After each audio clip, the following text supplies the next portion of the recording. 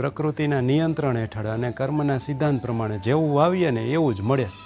આંબો વાવો તો કેરી મળે ને બાવળ વાવો તો કાંટા મળે, એ સ્વાભાવિક જ છે. એમાં કોઈ જાતનો કાંઈ ફરક ન પડે. જેવા કર્મો કર્યા હોય ને એ જ પ્રમાણે ફળ મળે.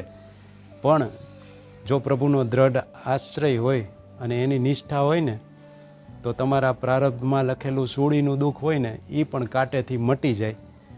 પણ આપણો જીવ એવો છે ને કે આપણને એ કાંટાનું દુઃખ હોય ને તોય આપણે એવા રોંદળા રોયા રાખી કે મને સૂડીનું દુઃખ છે. તો એમાં પ્રોબ્લેમ આપણો છે, પ્રભુનો નહીં. પ્રભુએ તો ઘણું આપણને સરળ કરી દીધું હોય, સહાય કરી હોય, પણ આપણે જ રોયા રાખી તો પછી બિચારો પ્રભુએ કેટલોક મદદ કરે.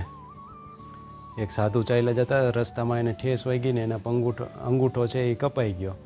એટલે એના ભેગા બીજા 2-3 ચેલાઓ હતા. એને કીધું કે મારા સાધુ મહારાજ, તમને કેવી તકલીફ પડી, કેવું દુઃખ આવ્યું? પ્રભુએ કાંઈ ધ્યાન ન રાખ્યું. એટલે સાધુએ કીધું કે એવું નથી, પ્રભુએ આ કૃપા કરી, કે આટલો અંગૂઠો કપાઈ ગયો તોય કૃપા કરી. એ કે કૃપા જ કહેવાય. મારો પગ કપાઈ જવાનો હોય એની બદલે ખાલી અંગૂઠા કપાવવાથી કામ ચાલ્યું તો પ્રભુની કૃપા જ છે.